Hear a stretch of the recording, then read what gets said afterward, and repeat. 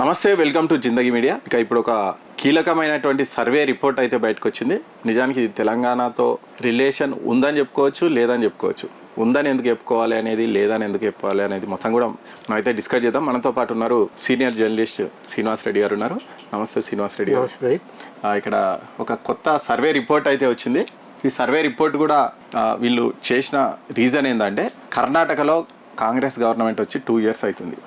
ఈ 2 years సందర్భంగా ఈ పీపుల్స్ పల్స్ అనేటువంటి ఒక సంస్థ ఈ కర్ణాటక పర్ఫార్మెన్స్ ఎట్లుంది, గవర్నమెంట్ పర్ఫార్మెన్స్ 2 yearsలో, ఒకవేళ ఇప్పటికిప్పుడు ఎలక్షన్లు జరిగితే ఎవరు గెలవచ్చు ఏంటి అనేది వాళ్ళు ఒక సర్వే రిపోర్ట్ అయితే ఇచ్చారు. మరి ఈ సర్వే రిపోర్ట్ గురించి మనం ఎందుకు చెప్పుకోవాల్సి వచ్చిందంటే, అప్పట్లో మనం తెలంగాణలో గవర్నమెంట్ మారడానికి ముఖ్యంగా కర్ణాటక రిజల్ట్స్ చాలా ఎఫెక్ట్ చూపించినాయి. నిజంగా అప్పటి వరకు బీఆర్ఎస్ వర్సెస్ బీజేపీ అన్నట్టున్నటువంటి రాజకీయాలు కర్ణాటకలో కాంగ్రెస్ అటు షిఫ్ట్ అయిపోయింది మొత్తం. అంటే సడన్ గా వచ్చింది కాంగ్రెస్.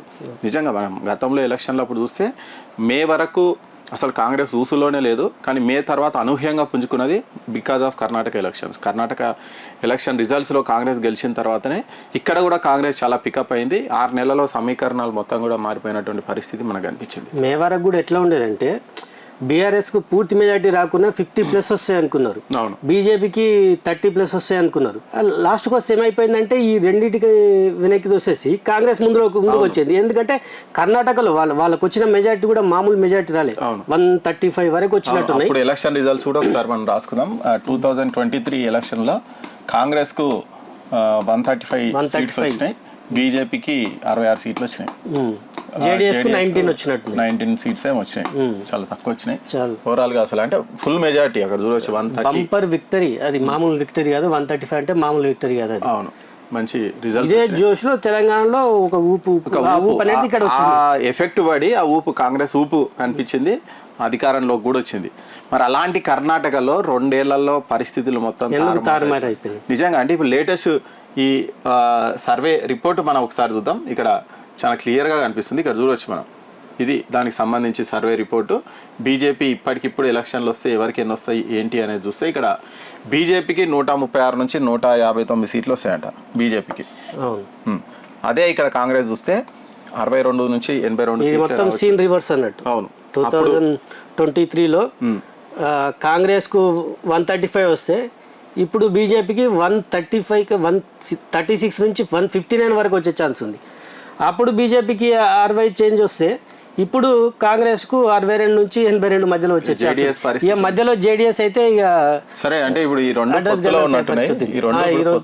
రెండు పొత్తులో ఉన్నాయి. అంటే ఆటోమేటిక్ గా ఇంకా సీట్లు పెరిగే ఛాన్స్ ఉంది. ఎందుకంటే ఈ ఓట్లు అన్ని క్లబ్ అవుతాయి కాబట్టి ఇంకా పెరిగే ఛాన్స్ కూడా ఉంటది. సరే, ఓవరాల్ గా అయితే 2 ఏళ్లలోనే ఎందుకు ఇటువంటి పరిస్థితి వచ్చింది కాంగ్రెస్ కు అనేది.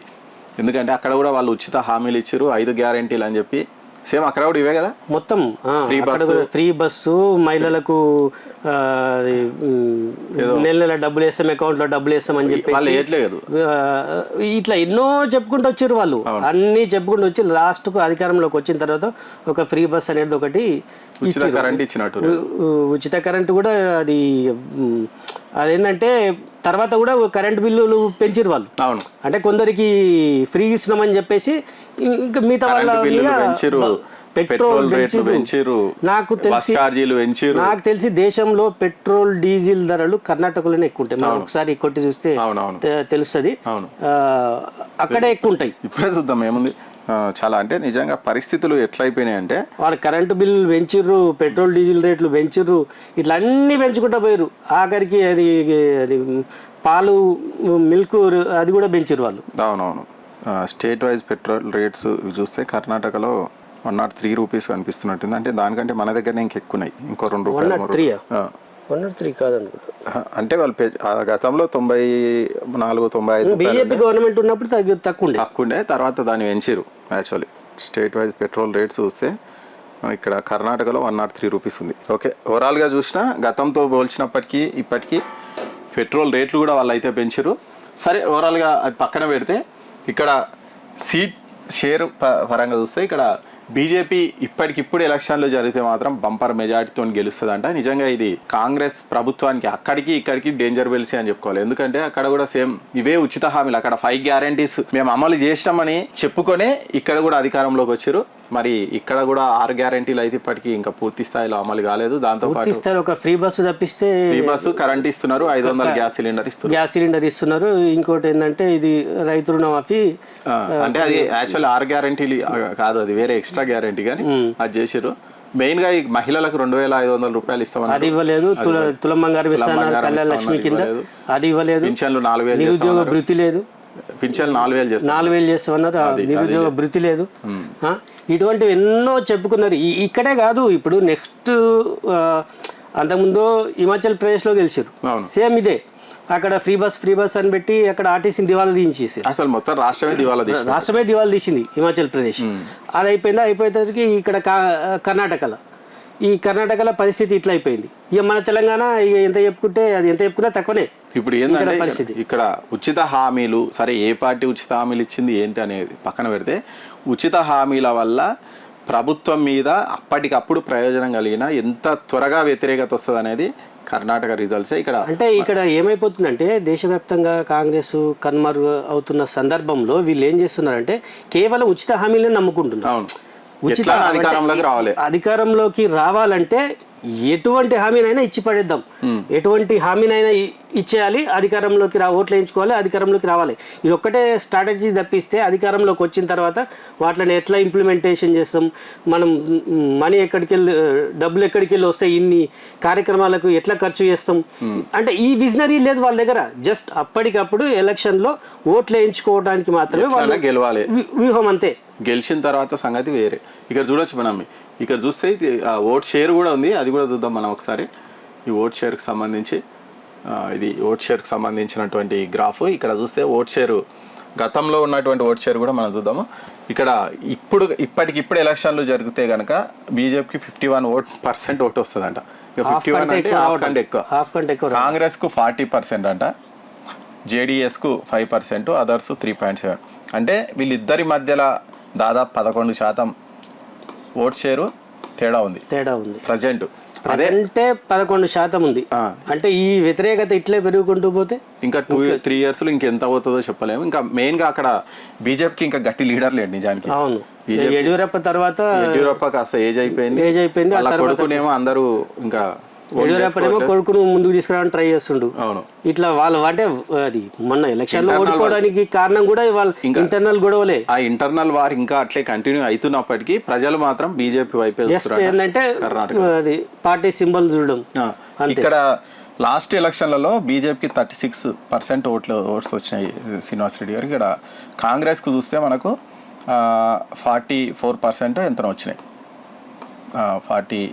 6% ఎక్కువ వచ్చినాయి. వీళ్ళకి తక్కువ ఉన్నాయి. ఓవరాల్ గా అంటే గతంలో ఇద్దరి మధ్యలో 6% లోనే ఎన్ని సీట్లు తేడా చూడండి. అవును, మినిమం అంటే 60 సీట్లు ఎక్కువ వచ్చినాయి ఓన్లీ. అవును, ఈ 6% ఓట్లకే 60 సీట్లు ఎక్కువ వచ్చినాయి అంటే ఇప్పుడు 11% ఇంకా 11కు వీళ్ళు కూడా యాడ్ అవుతారు. ఒకవేళ వీళ్ళు అదే వీళ్ళు యాడ్ అయితే ఇంకా కాంగ్రెస్ 50 సీట్లకు పడిపోయినా ఆశ్చర్యపోవాల్సిన అవసరం లేదు. అక్కడ అంటే నిజంగా అంటే ఈ ఉన్నటువంటి 2 years లోనే ప్రభుత్వం అంటే అక్కడ నిజానికి అక్కడ ఇద్దరి మధ్య వార్ కూడా నడుస్తుంది కదా, సిద్ధరామయ్య వర్సెస్ డీకే శివకుమార్.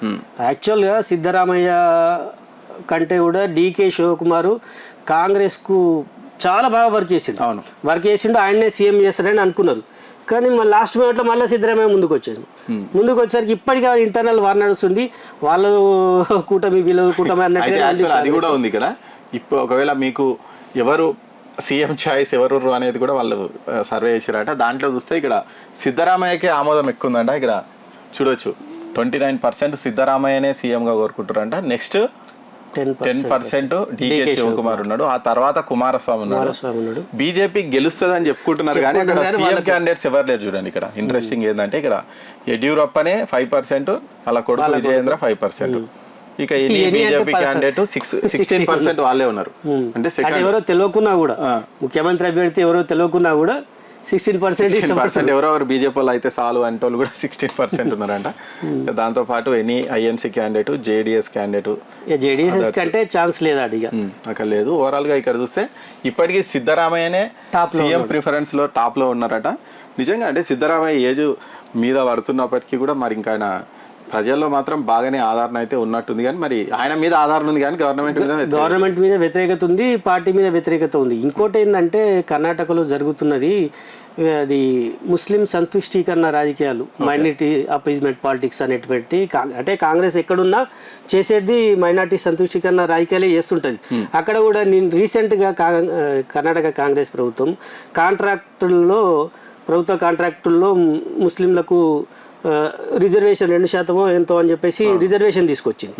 ఇటువంటివి కూడా ఏమైపోతున్నాయంటే హిందుత్వ బీజేపీ స్ట్రాంగ్ కావడానికి కూడా ఇటువంటి కారణాలు అవుతున్నాయి. మొన్న ఒక హిందుత్వ లీడర్ను చంపేశారు.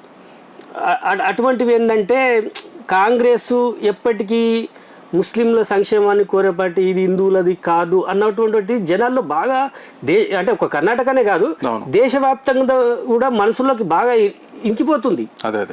ఇది అంటే దీనిపైన కాంగ్రెస్లో ఎటువంటి చర్చ జరగట్లేదు, ఎటువంటి అంతర్మాదం అనేది జరగట్లేదు. కాంగ్రెస్ హిందూ ముస్లిం అని తెచ్చారు కాబట్టి ఇక్కడ ఆ పర్సెంటేజ్ కూడా చూస్తే హిందూ సామాజిక వర్గంలో హిందూస్ మనం చూస్తే బీజేపీకి 58%, 58.5% బీజేపీని కోరుకుంటారంట. అదే కాంగ్రెస్ హిందూ సపోర్ట్ ఎంత ఉందంటే 32% మాత్రమే ఉందంట. ఎంత దారుణం చూడంటే. అదే టైంలో ముస్లిమ్స్ కూడా ఉంది అక్కడ మనకు. ముస్లిమ్స్ యాజ్ యూజువల్ గా నీకు కాంగ్రెస్ ఉంటుంది. కాంగ్రెస్ 85% అంట, బీజేపీ కేవలం 9%, 9.3% మాత్రమే. కానీ ఇది అంటే ప్రతి నియోజకవర్గంలో వీళ్ళు అంటే నిర్ణాయక శక్తిగా ఉండకపోవచ్చు. అంటే కొన్ని నియోజకవర్గాల్లో వీళ్ళు గెలుపును నిర్ణయించే స్థాయిలో ఉండొచ్చు. కానీ ఓవరాల్గా చూసుకుంటే హిందువుల జనాభా ఎక్కువ కాబట్టి నీకు 58-59% హిందువులు కాంగ్రెస్ కాకుండా బీజేపీని కోరుకుంటారు అంటే డబుల్ దాదాపు. అంటే అక్కడ ఓవరాల్ గా స్టేట్ అనేది అర్థమైపోతుంది, ఒక పిక్చర్ అనేది స్టేట్ అంతా ఎటు పోతుంది. ఇప్పుడు 100 మంది హిందువులు ఉన్నారంటే 60 మంది బీజేపీని కోరుకుంటారు, 32 మంది మాత్రమే కాంగ్రెస్ ను కోరుకుంటారు. అది అంటే హిందూ మీరు ఇంతకుముందు అన్నట్టు ముస్లిం సంతుష్టీకరణ రాజకీయాలు ఏవైతే ఉన్నాయో దాని ఎఫెక్ట్ కావచ్చు. మరి బహుశా హిందువులలో దాంతోపాటు నరేంద్ర మోడీ ప్రభావం ఉండొచ్చు. అందులో ఇంకా మనము చూస్తే ఆపరేషన్ సింధూర్ ఎఫెక్ట్ ఇవన్నీ కూడా ఇటువంటివి కూడా పనిచేస్తాయి. ఇటువంటివి పనిచేసినప్పుడు ఇప్పుడు మనము కాంగ్రెస్ నాయకులు ఆపరేషన్ సింధూర్ మీద ఎటువంటి చేస్తున్నారు మనం చూస్తూనే ఉన్నాం. ఖర్గే కూడా వాళ్ళ సొంత రాష్ట్రం కదా, ఖర్గే కూడా సొంత రాష్ట్రము. అక్కడ ఒక కర్ణాటక కాంగ్రెస్ లీడర్ కూడా ఏమన్నాడంటే అది ఉగ్రవాదులు వచ్చి కాల్చి చంపేసిపోతారు కానీ నీ కులమేంది నీ మతమేంది అని అడుగుతారా, వాళ్ళకి అంత టైం ఉంటుంది అని చెప్పేసి ఒక అంటే అది సెటారికల్ గా ఇట్లా మాట్లాడినా బాధితులు చెప్తున్నారు కదా, బాధితులు చెప్తారు మమ్మల్ని మా మతం ఏందని అడిగిర్రు, వాళ్ళు కల్మా చదవమన్నారు, అది ప్యాంట్లు ఇప్పి వాళ్ళు సుంతి జరిగిందా లేదా అని చూసిర్రు. అవన్నీ చూసి వీళ్ళు ముస్లింలు గారు హిందువులు అని చెప్పేసి చంపిరని చెప్పేసి బాధితులు చెప్తున్నారు. కానీ అక్కడ ఉన్న కర్ణాటక కాంగ్రెస్ నేత ఏమంటాడంటే వాళ్ళకి అంత టైం ఎక్కడ ఉంటుంది వచ్చి కాల్చిపోతారు కదా అని చెప్పేసి అట్లా మాట్లాడతాడు. ఇవన్నీ కాంగ్రెస్కు వీళ్ళు ఎందుకు అంటే మదనం చేసుకోవట్లేదో అర్థం అవ్వట్లేదు వీళ్ళు. అదే నిజంగా అంటే కాంగ్రెస్ ప్రభుత్వం మీద వ్యతిరేకత అనేది బాగానే కనిపిస్తుంది. దానికి సంబంధించి కూడా మనకు ఒక సర్వే ఉంది, ఇక్కడ చూడవచ్చు మనము. ఇదిగోండి ఇక్కడ స్టేట్ గవర్నమెంట్ పనితీరు ఎట్లుంది అనేది ఇక్కడ కనిపించేది. ఇక్కడ చాలా బాగుంది అంటోళ్ళు 19% చాలా బాగుంది అంటున్నారట, 29% పర్వాలేదు బాగానే ఉందని అంటున్నారట, మామూలుగానే ఉంది అని వీళ్ళు ఒక 20% ఉన్నారు. అస్సలు బాగాలేదు అంటోళ్ళు 16%, అస్సలు బాగాలేదు అంటోళ్ళు కూడా 16%. అంటే ఇక యావరేజ్ నుంచి ఇదంతా కూడా మనం నెగిటివ్ తీసుకోవచ్చు. నిజానికి 32-51%, మినిమం 51% కొద్ది అసంతృప్తి కిందనే ఉన్నట్టు అన్నట్టు.